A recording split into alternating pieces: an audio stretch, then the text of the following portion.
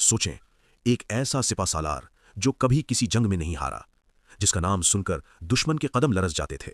मगर आज इस कहानी का सबसे सख्त इम्तिहान किसी जंग के मैदान में नहीं, अपने ही दिल के अंदर होने वाला है।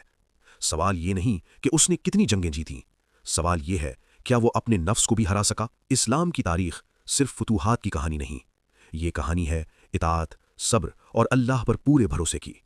आज हम बात करेंगे इस्लाम के अजीम सिपा सालार खालिद बिन वलीद रज़ी अल्लाह अन्हु की। लेकिन इस बार कहानी तलवार से नहीं, तकवा से शुरू होती है। खालिद बिन वलीद कुरैश का वो फर्द जिसकी जंगी सलाहियत अरब में मशहूर थी। ओहद के मैदान में उनकी स्ट्रैटेजी ने मुस्लिम लश्कर का रुख बदल दिया। मगर वक्त बदला, दिल पिघला और वही खालिद इस्लाम के दामन में आ गए। रसूलुल्लाह सल्लल्लाहु अलैहि वसल्लम ने फरमाया, खालिद अल्लाह की तलवारों में से एक तलवार है। और यहीं से एक नया सफ़र शुरू हुआ। इस्लाम के लिए खालिद बिन वलीद ने एक के बाद एक जंग लड़ी।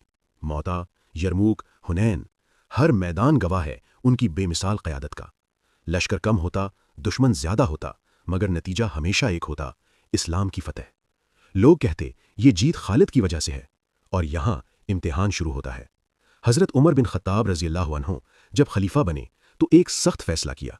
खालिद बिन वलीद को सिपा सालारी से हटा दिया गया। वजह ना गलती ना नाफरमानी, बल्कि ये खौफ कि कहीं लोग जीत को खालिद से ना जोड़ दें, अल्लाह की मदद के बजाय। ये फैसला सिर्फ सियासत नहीं था, ये अकीदे की हिफाजत थी। सोचें, जो हर जंग जीत चुका हो उससे उसका ओहदा छीन लिया जाए। मगर खालिद बिन वलीद ने ना शिकवा किया, ना बगावत, ना गिला। उन्होंने कहा, मैं अल्लाह के लिए लड़ता हूं, ओहदे के लिए नहीं। और वही खालिद एक आम सिपाही की तरह फिर से सफ में खड़े हो गए। ये वो लम्हा था जहां तलवार नहीं बोली, नफ्स खामोश हो गया। ये वो जीत थी जो तारीख में कम लोगों को नसीब होती है। खालिद बिन वलीद जंग जीत कर नहीं, ओहदा छोड़कर कामयाब हुए। यही थी उनकी सबसे बड़ी फतह।